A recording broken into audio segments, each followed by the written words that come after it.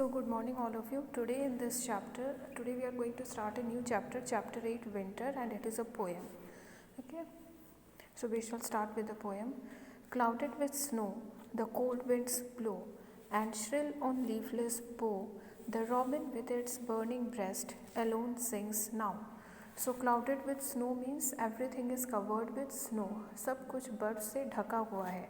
The cold winds blow. बहुत ही ठंडी हवा चल रही है. एंड श्लिन ऑन लीफलेस बो. ओके. और पेड़ों की जो डालियाँ हैं उनमें एक भी पत्तियाँ नहीं हैं, और या तो वो पत्तियाँ झड़ चुकी हैं या फिर वो पूरी तरह से बर्फ़ से ढक गई हैं. The robin with its burning breast. जो रॉबिन जो बर्ड होता है उसकी जो ब्रेस्ट होती है, उसकी जो छाती होती है वो रेड कलर की होती है. ओके. जो रॉबिन बर्ड होता है उसकी ब्रेस्ट जो है वो रेड कलर की होती है, इसीलिए रॉबिन बर्ड को रॉबिन रेड ब्रेस्ट भी कहा जाता है. रॉबिन बर्ड का पूरा नाम होता है रॉबिन रेड ब्रेस्ट. उसका जो सामने का पार्ट होता है, जो उसका चेस्ट होता है, वो बिल्कुल रेड कलर का होता है, इसीलिए उसे रॉबिन रेड ब्रेस्ट कहा जाता है. तो यहाँ पे बर्निंग ब्रेस्ट का मतलब है बिल्कुल रेड कलर का. ओके. उसकी जो चेस्ट है वो बिल्कुल रेड कलर की है. Alone sings now. तो वहाँ पे जहाँ पे सब कुछ बर्फ़ से ढका हुआ है, पेड़ों की पत्तियाँ नहीं दिख रही हैं, या तो वो झड़ चुकी हैं या वो पूरी तरह से बर्फ़ से ढक चुकी हैं. जो रॉबिन जो बर्ड है जिसका कि चेस्ट बिल्कुल रेड कलर का है, ठीक है, सिर्फ उसकी आवाज़ वहाँ पे सुनाई दे रही है. So here robin is the symbol of life. तो यहाँ पे जो बर्ड है रॉबिन, ये लाइफ का सिंबल है. It is a symbol of life, क्योंकि वहाँ पे और कोई कुछ नहीं दिखाई दे रहा.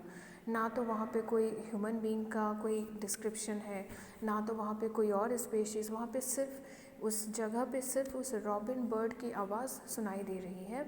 So here robin is the symbol, the bird robin is the symbol of life. Okay.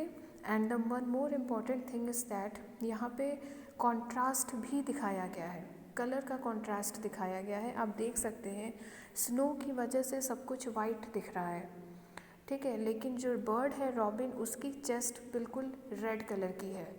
तो यहाँ पे वाइट और रेड कलर का कॉन्ट्रास्ट आप इमेजिन कर सकते हैं.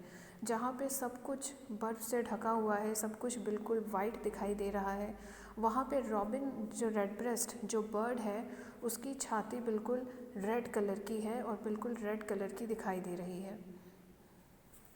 ओके. तो यहाँ पे कलर का भी कॉन्ट्रास्ट दिखाया गया है, वाइट एंड रेड कलर का कॉन्ट्रास्ट दिखाया गया है. Okay. So clouded with snow, the cold winds blow and shrill on leafless bough, the robin with its burning breast alone sings now.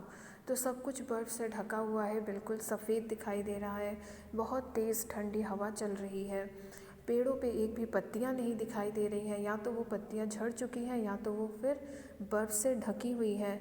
और रॉबिन जो बर्ड है उसकी छाती बिल्कुल रेड कलर की है, और यहाँ पे सिर्फ एक रॉबिन ही बर्ड है जिसकी आवाज़ वहाँ पे सुनाई दे रही है, जो वहाँ पे गा रही है. तो सिर्फ एक रॉबिन रेड ब्रेस्ट जो बर्ड है, सिर्फ उसकी आवाज़ वहाँ पे सुनाई दे रही है, और किसी भी बर्ड एनिमल या फिर किसी और स्पेशीज़ की आवाज़ वहाँ पे नहीं सुनाई दे रही है. So here the bird robin is the symbol of life. तो यहाँ पे जो बर्ड है रॉबिन, ये लाइफ का सिंबल है. ओके. एंड यहाँ पे कलर का भी कॉन्ट्रास्ट दिखाया गया है कि एक जहाँ पे कि एक तरफ सब कुछ बर्फ़ से ढका हुआ है, सब कुछ सफ़ेद दिखाई दे रहा है, और दूसरी तरफ जो रॉबिन जो बर्ड है वो बिल्कुल रेड कलर का है. तो यहाँ पे वाइट और रेड कलर का जो कॉन्ट्रास्ट होता है वो आप इमेजिन कर सकते हैं. Okay. Next thing is that robin here is the symbol of life. अब हमें ये भी पता चलता है कि जहाँ पे इतनी ज़्यादा ठंड है, इतना ज़्यादा वहाँ का क्लाइमेट ख़राब है, वहाँ की हालत इतनी ज़्यादा, वहाँ पे कोई और ह्यूमन बीइंग नहीं दिखाई दे रहा, वहाँ पे कोई और बर्ड एनिमल कुछ नहीं, सिर्फ एक बर्ड है जो रॉबिन रेड ब्रेस्ट, एक बर्ड है जिसकी आवाज़ वहाँ पे सुनाई दे रही है. तो आप एक तरह से इमेजिन कर सकते हैं कि ऐसे क्लाइमेट में ह्यूमन बीइंग, ऐसे क्लाइमेट में कोई भी लिविंग बीइंग कैसे सर्वाइव करते होंगे, चाहे वो बर्ड हो या एनिमल हो. तो इस तरह के क्लाइमेट में वो कैसे वहाँ पे रहते होंगे, वो कैसे वहाँ पे सर्वाइव करते होंगे. Okay. So in this first stanza the poet tries to depicts about many things. First stanza में पोएट काफ़ी सारी चीज़ों को डिस्क्राइब कर रहा है. पहला तो ये है कि वहाँ पे आप इस फर्स्ट स्टैंजा में आपको कलर का कॉन्ट्रास्ट आप इमेजिन कर सकते हैं कि वाइट जो स्नो है वो पूरा वाइट कलर का है, और उसी तरह एक तरफ जो रॉबिन बर्ड है वो बिल्कुल रेड कलर की है। तो वाइट और रेड कलर का जो कॉन्ट्रास्ट है वो यहाँ पे आप दिखाया गया है। दूसरी बात ये है कि पेड़ों की पत्तियाँ जो है झड़ चुकी हैं, कोई ह्यूमन बींग्स नहीं दिखाई दे रहा। पेड़ों की पत्तियाँ या तो झड़ चुकी हैं या तो बर्फ़ से ढक चुकी हैं। वहाँ पे कोई और लिविंग बीइंग का कोई मतलब किसी का कोई नामो निशान नहीं है, सिर्फ एक रॉबिन बर्ड है जिसकी वहाँ पे आवाज़ सुनाई दे रही है। ठीक है, तो robin here is the symbol of life. तीसरी बात यह है कि आप सोच सकते हैं कि जहाँ पे क्लाइमेट इतना ख़राब है, इतनी ज़्यादा ठंड है, जहाँ पे मतलब कुछ मतलब सोचना ही बहुत मुश्किल है कि लोग कैसे रहते होंगे। तो ऐसे क्लाइमेट में ये जो बर्ड्स हैं, एनिमल्स हैं, वो कैसे वहाँ पे सरवाइव करते होंगे। तो काफ़ी सारी चीज़ें पोएट इस फर्स्ट स्टैंजा में डिस्क्राइब करने की कोशिश कर रहे हैं। Next stanza is the rayless sun, day's journey done, sheds its last ebbing light on fields in leagues of beauty spread, unearthly white. The rayless sun, रेलेस सन का मतलब ये है कि आपने तो ध्यान दिया ही होगा कि ठंडी के मौसम में जो धूप होता है वो इतनी ज़्यादा तेज़ उस धूप नहीं होती है। ठीक है, तो जो सूरज की रोशनी है उसमें बहुत ज़्यादा तेज़ नहीं है, बहुत ज़्यादा ताप नहीं है, सूरज की रोशनी जो है बहुत ज़्यादा तेज़ नहीं है। डेज़ जर्नी डन, धीरे धीरे जो है दिन ढलता है, मतलब धीरे धीरे शाम का वक्त आता जाता है, दिन ढलता है। Shades it's last Ebbing light, धीरे धीरे जो है शाम आ जाती है। और आप जानते हैं जब सूरज ढलने से पहले, सूरज जब ढलने वाला होता है, शाम होने वाली रहती है, तो सूरज की जो आखिरी किरण होती है, सूरज शाम ढलने से पहले सूरज की किरण जो हल्की हल्की जो सूरज की किरण है वो पड़ रही है। ठीक है, on fields in leagues of beauty spread, चारों तरफ जो फील्ड है, जो खुले मैदान है, वो सब बर्फ़ से ढके हुए हैं, लेकिन वो दिखने में बहुत ही अच्छे लग रहे हैं।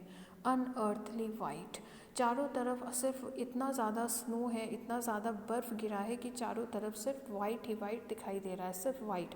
वहाँ पे आप पेड़ पौधे सब चीज़, पेड़ों की पत्तियाँ सब कुछ बिल्कुल वाइट हो चुकी हैं।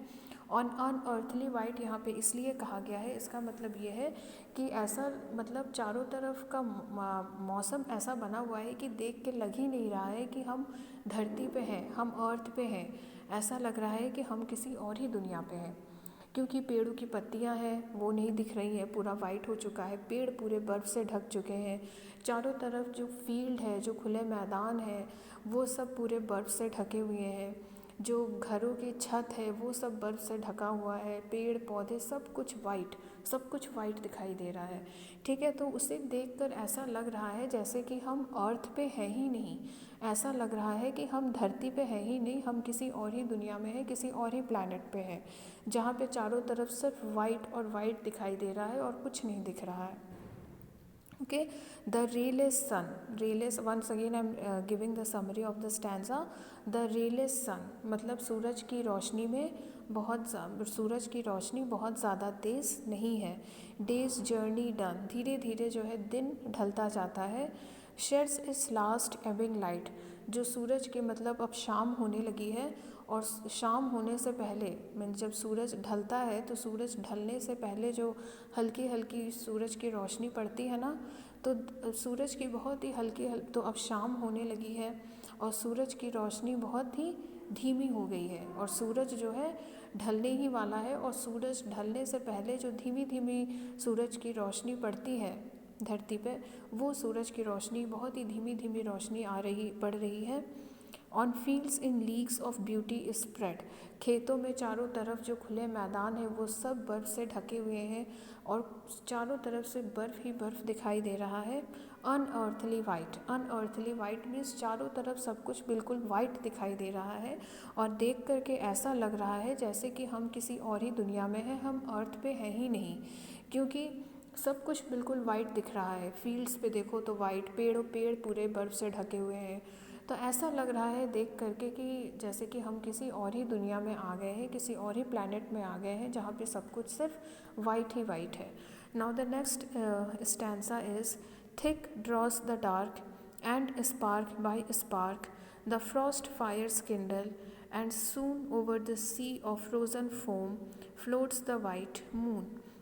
Thick draws the dark, thick draws the dark का मतलब ये है कि धीरे धीरे जो है अब मतलब अब बिल्कुल अंधेरा हो चुका है, ठीक है, अब बिल्कुल अंधेरा हो चुका है।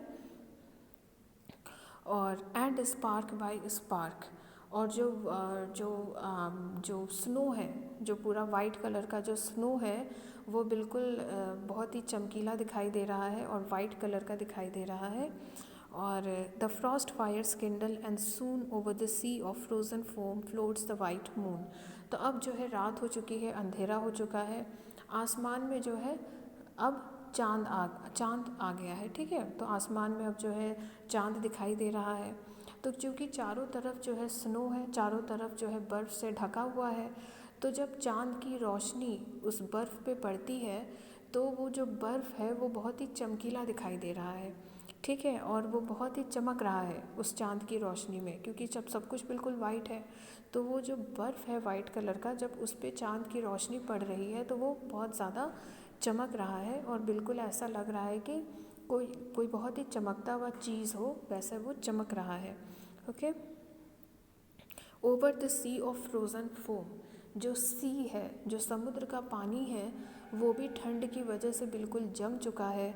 और जो बर्फ़ है वो जो है जैसे कि सी वाटर के ऊपर भी बर्फ़ पड़ता है, वो पूरा वाइट कलर का, जो बड़े बड़े जो स्नो होते हैं, आपने देखा होगा ना कि सी के जो वाटर होते हैं जो ऐसी जगह पे, तो आपने देखा होगा वो पूरा वाइट हो जाता है जम करके।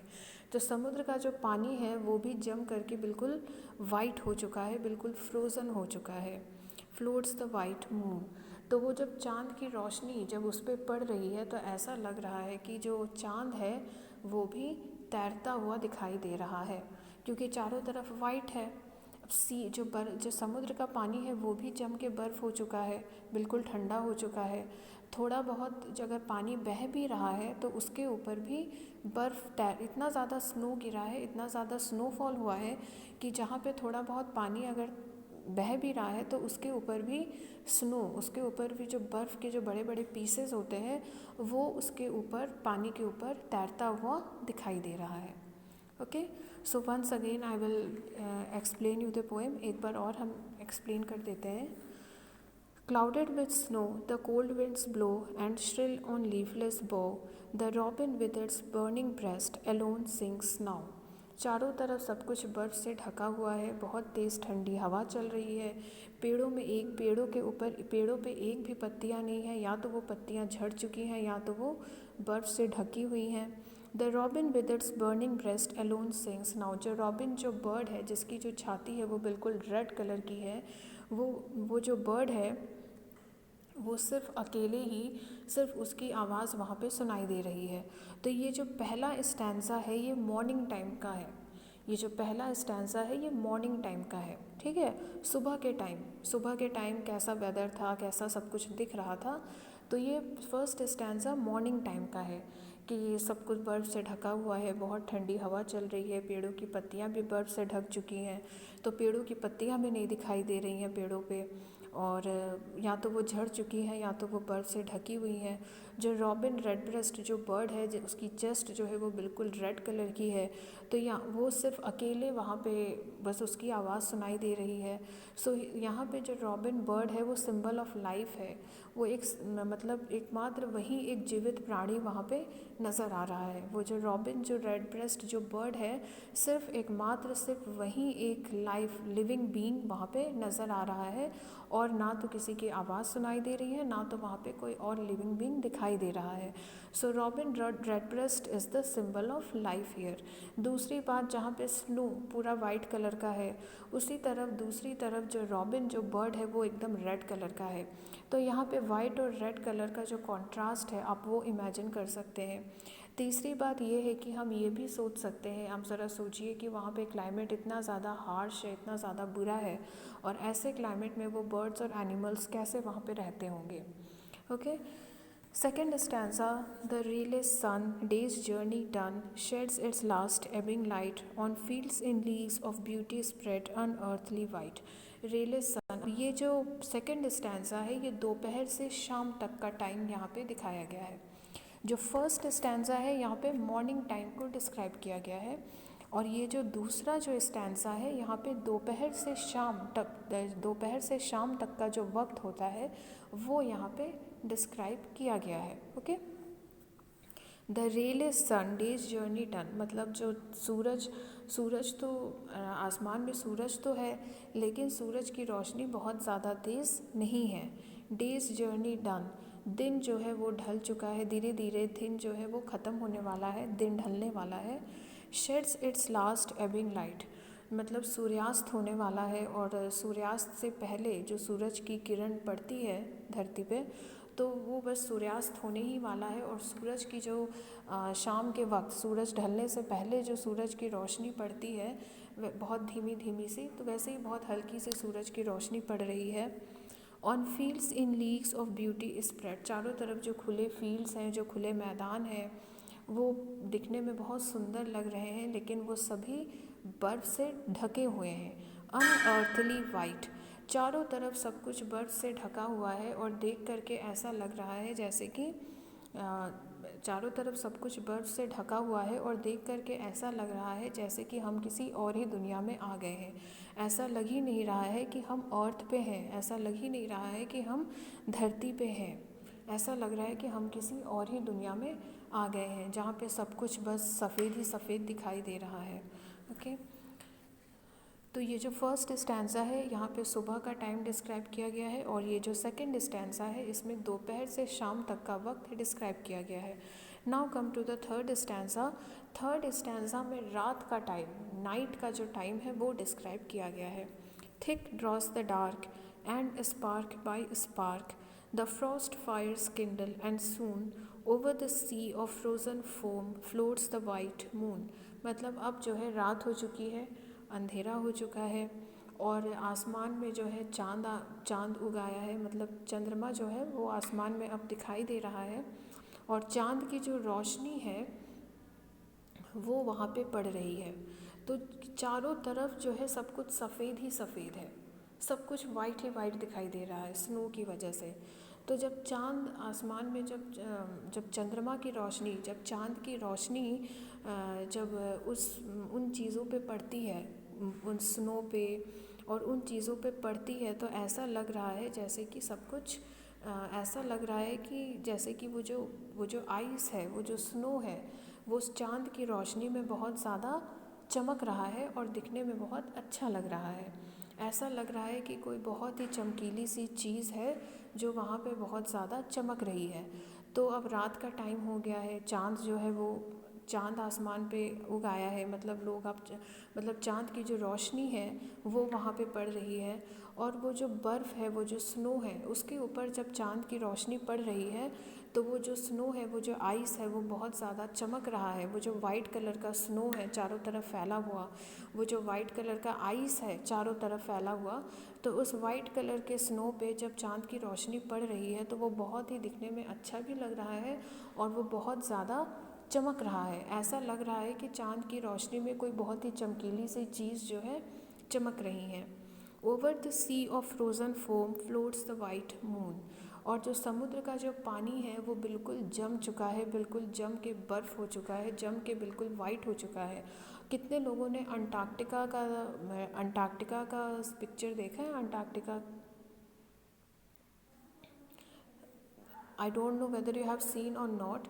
If you have seen the image of Antarctica, अगर आप नेट पे भी सर्च करेंगे तो मिल जाएगा। अंटार्कटिका में है, अंटार्कटिका में इतनी ज़्यादा ठंड होती है कि जो पानी है वो भी जम के बिल्कुल स्नो की तरह हो जाता है और बिल्कुल वाइट हो जाता है। So the same thing is here, तो यहाँ पे भी सेम चीज़ है, यहाँ पे भी सेम चीज़ पोएट डिस्क्राइब कर रहा है कि इतनी ज़्यादा ठंड है, और इतनी ज़्यादा ठंड पड़ी है कि वहाँ पे जो स्नो है वो वहाँ पे इतनी ज़्यादा ठंड पड़ी है कि जो समुद्र का पानी है वो भी जम चुका है, और जम के बिल्कुल वाइट हो चुका है, वो फ्रोज़न हो चुका है। और कहीं कहीं पे अगर, और कुछ कुछ प्लेसेस में ऐसा लग रहा है कि जो बर्फ़ के जो बड़े बड़े पीसेस हैं वो भी पानी में बह रहे हैं, वो भी पानी के ऊपर तैर रहे हैं।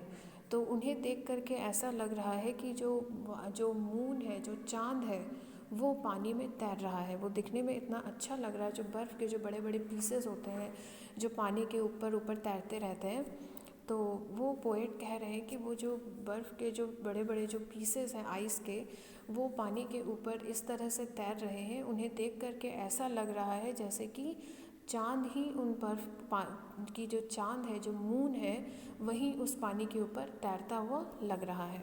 ओके, सो ये जो लास्ट स्टैंज़ा है इसमें रात का टाइम डिस्क्राइब किया गया है। ठीक है, जो लास्ट स्टैंज़ा है इसमें रात का टाइम डिस्क्राइब किया गया है कि अंधेरा हो चुका है, आसमान में चाँद उगाया है, लोग मतलब जो चाँद की रोशनी है वो वहाँ पे पड़ रही है, चारों तरफ से बर्फ़ ही बर्फ़ है, चारों तरफ सब कुछ सफ़ेद दिखाई दे रहा है, वहाँ पे कुछ और दिखाई ही नहीं दे रहा।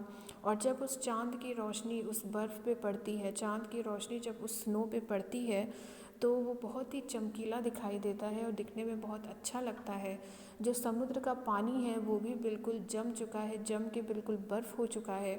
कहीं कहीं पे ऐसा भी दिखने में लग रहा है कि जो स्नो है, जो बड़े बड़े आइस के जो पीसेस हैं, वो पानी के ऊपर बिल्कुल ऐसा लग रहा है कि वो बड़े बड़े जो आइस के पीसेस हैं वो पानी के ऊपर तैरते हुए दिखाई दे रहे हैं।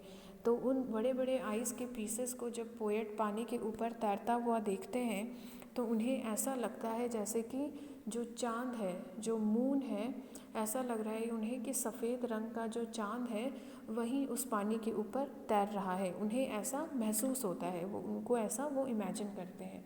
ओके, सो लास्ट स्टैंज़ा को हम एक बार फिर से एक्सप्लेन कर देते हैं। Thick draws the dark and spark by spark the frost fires kindle. Okay, तो अंधेरा हो चुका है, चाँद, अब चाँद आ गया है, आसमान चाँद उगाया है आसमान में, और जो चाँद की जो रोशनी है वो उस पर पड़ रही है। ठीक है, चारों तरफ सब कुछ वाइट और वाइट है, सिर्फ स्नो है, कुछ और दिखाई नहीं दे रहा। तो जब उस चंद्रमा की रोशनी, जब वो मून लाइट, जब उस बर्फ़ पे, उस स्नो पे जब मून लाइट पड़ रहा है तो वो बहुत ही चमकीला सा दिखाई, तो वो जितने भी बर्फ़ जो आइस है, बड़े बड़े जो स्नो के पीसेस है, वो बहुत ही चमकीले दिखाई दे रहे हैं। और दूर से देखने से ऐसा लग रहा है जैसे कि कोई चीज़ बहुत ज़्यादा, जैसे कि वाइट कलर की कोई चीज़ बहुत ज़्यादा चमक रही है। Over the sea of frozen foam floats the white moon. फिर पोएट कह रहे हैं कि जो समुद्र का पानी है वो बिल्कुल जम चुका है, जम के बिल्कुल वाइट हो चुका है। और पोएट ऐसा कह रहे हैं कि उनको दूर से देखने पे ऐसा लग रहा है, जो समुद्र का पानी है जो जम के बिल्कुल वाइट हो चुका है, तो उन्हें देख करके ऐसा लग रहा है जैसे कि जो चाँद है वो जो है उस पानी के ऊपर कोई चाँद तैरता हुआ दिखाई दे रहा है, कोई तैरता हुआ लग रहा है। ठीक है, तो जो सी का जो वाटर है, जो समुद्र का जो पानी है, वो भी पूरी तरह से जम चुका है और जम करके बिल्कुल वाइट हो चुका है। ओके, जो समुद्र का जो पानी है वो भी जम चुका है और जम करके बिल्कुल वाइट हो चुका है। और आपने देखा होगा कि टीवी पे देखा होगा कि जहाँ पे बहुत ज़्यादा ठंड होती है, जहाँ पे समुद्र का पानी बिल्कुल जम के बर्फ़ हो जाता है, वहाँ पे आपने देखा होगा कि पानी के ऊपर, समुद्र के पानी के ऊपर जो है बड़े बड़े आइस के पीसेस जो है वो तैरते हुए, जैसा लगता है बड़े बड़े आइस के पीसेस जो है वो पानी के ऊपर तैरते हुए दिखाई देते हैं। ओके, तो पोएट कह रहे हैं कि चारों तरफ बर्फ़ है, जो समुद्र का पानी है वो भी बिल्कुल जम के सफ़ेद हो चुका है, बिल्कुल फ्रोज़न हो चुका है। और कहीं कहीं पे दिखने से ऐसा लग रहा है, और पोएट को ये सब देख करके ऐसा लग रहा है, कहीं कहीं पे उन्हें दिखाई देता है कि बर्फ़ के जो बड़े बड़े पीसेस हैं वो पानी के ऊपर तैर रहे हैं। तो पोएट को ये सब देख करके ऐसा ऐसा वो इमेजिन करते हैं, ऐसा वो सोचते हैं, उन्हें अब ऐसा वो इमेजिन करते हैं, और दूर से उन्हें देख करके वो बहुत अच्छा लगता है। और वो बोलते हैं कि जो समुद्र, जो सी वाटर है वो बिल्कुल जम कर वाइट हो चुका है, उसके ऊपर कहीं कहीं पे उसके ऊपर जो है बड़े बड़े आइस के पीसेस बिल्कुल तैर रहे हैं। तो उन्हें ये सब देख करके ऐसा लग रहा है कि जो चाँद है, जो मून है, उन्हें वो ऐसा सच में है नहीं, लेकिन वो ऐसा सोच रहे हैं, उन्हें ऐसा लगता है कि वो सब वाइट कलर के जो स्नो है, वाइट कलर के जो बड़े बड़े आइस के पीसेस हैं जो पानी के ऊपर तैर रहे हैं, उन्हें देख करके ऐसा लग रहा है कि जैसे कि जो चाँद है रात के टाइम, क्योंकि रात का टाइम रहता है, तो रात में मून लाइट में वो सब दिखने में बहुत ही अच्छा लग रहा था। क्योंकि रात के टाइम मून लाइट में वो सब देखना बहुत ही अच्छा लग रहा था, वो दिखने में बहुत अच्छे लग रहे थे। ओके, तो पोएट मतलब बोलते हैं कि तो वो जो बड़े बड़े आइस के पीसेस जो पानी के ऊपर तैर रहे हैं, या फिर जो वाटर है वो जो बिल्कुल इस तरह से जम के बिल्कुल वाइट हो चुका है, फ्रोज़न हो चुका है, तो उसे देख करके ऐसा लग रहा है पोएट को जैसे कि जो चाँद है वही इस धरती पर उतर आया है, और उनको ऐसा लग रहा है कि वो जो चाँद है वही उस पानी में तैर रहा है। ओके, तो ये उनकी इमेजिनेशन है, सच में ऐसा है नहीं, वो ऐसा इमेजिन करके बोल रहे हैं कि वो सब दिखने में बहुत अच्छा लग रहा था, और जो वाटर जो है वो फ्रोज़न होके बिल्कुल वाइट हो चुका था, जो कहीं कहीं पे थोड़ा बहुत अगर वाटर के ट्रेसेस दिख भी रहे थे तो उस पानी के ऊपर भी बड़े बड़े आइस के पीसेस जो है वो बहते हुए दिखाई दे रहे थे, और उन बड़े बड़े आइस के पीसेस को देख करके ऐसा लग रहा था पोएट को जैसे कि जो मून है वही उस पानी में तैरता हुआ उनको लग रहा था। Okay, so read this poem thoroughly. The poet of this poem is Walter de la Mare. Walter de la Mare इस पोएम के पोएट हैं। Read this poem thoroughly, it is a very beautiful scenic description. इस poem में scenery को बहुत ही अच्छे तरीके से डिस्क्राइब किया गया है। सो go through this poem thoroughly and listen to the video carefully to understand it more clearly. Okay.